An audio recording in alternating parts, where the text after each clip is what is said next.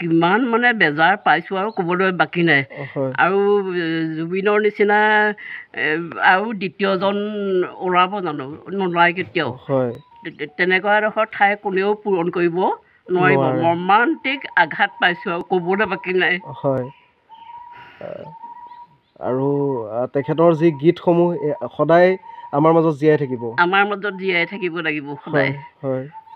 জুবিনদাবিহীন প্ৰথমটো পুৱা কি ক'ব? খেনচোৱা গাঁৱৰ বাসিন্দা হিচাপে জুবিনদাৰ শহুৰেকৰ যি গৃহ, সেই গৃহৰ এক আত্মীয় হিচাপে কি ক'ব? হয়, আমাৰ খেনচোৱা গাঁৱৰ লগত 2002 চনত তেওঁ যি মৰমৰ বান্ধোনেৰে বান্ধিছিলে আমাৰ গৰিমা বাক বিবাহ কৰাই, আৰু সেই সূত্ৰেই আমি 2004 চনত নামঘৰৰ বৰসভা ভাওনাত একদম ওচৰৰ পৰা পাইছিলোঁ। আৰু আমি ভিনদেউ বুলি সম্বোধন কৰি ওচৰলৈ যেতিয়া গৈছিলোঁ, তেওঁ তেতিয়া কৈছিলে যে মোক ভিনদেউ বুলি নামাতিবি, মোক জুবিন বুলি মাতিবি। এই কথাষাৰে আজি আমাক খুব মৰ্মাহত কৰিছে। আচলতে বহুত উচ্চ শিখৰলৈ বগায়ো তেওঁ একেবাৰে সাধাৰণ মানুহৰ দৰে আছিল আৰু সকলোকে তই মই ভাৱেৰে আঁকোৱালি লৈছিলে।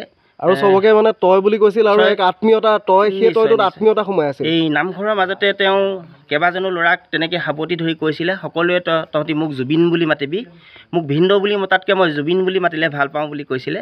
আৰু তেওঁ কৈছিলে আমাৰ গাঁৱত এখন ভাওনা কৰিম বুলি কৈছিলে আমাৰবোৰৰ লগত।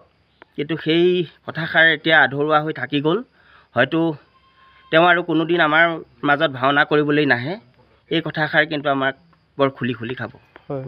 এই আৰু যোৱাকালি খেনচোৱা গাঁৱৰ প্ৰতি ঘৰ গৃহস্থীয়ে তেওঁৰ আত্মাৰ শান্তিৰ হকে ঘৰে ঘৰে বন্তি জ্বলাই শান্তি কামনা কৰিছে।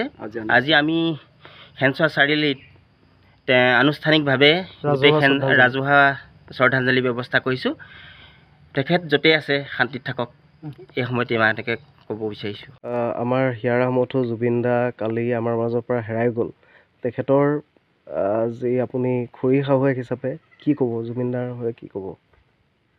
কিনো ক'ম আৰু তেওঁ বহুত ভাল আছিলে। সমগ্ৰ ৰাইজে তেওঁক ভাল পাইছিলে আৰু তেওঁক কথা তাৰমানে ক'বলৈ মোৰ হেৰিয়ে নাই আৰু। হয়, ভাষা নাই এই মুহূৰ্তত। শেষবাৰৰ বাবে কেতিয়া আহিছিলে জুবিন দা ইয়ালৈ? তেওঁ ইয়ালৈ শেষবাৰৰ বাবে 4 চনত আহিছিলে। হয়, আৰু ঘৰত আহিলে তেওঁ কি কি খাই ভাল পাইছিলে? কেনেকুৱা কি খাদ্য বিচাৰিছিলে তেওঁ? কৈছিলে ভাত, হাঁহ মাৰি ভাত খোৱাৰ কথা কয়। মই গ'লে হাঁহ মাৰিব, কোমোৰাহেঁতি খাম।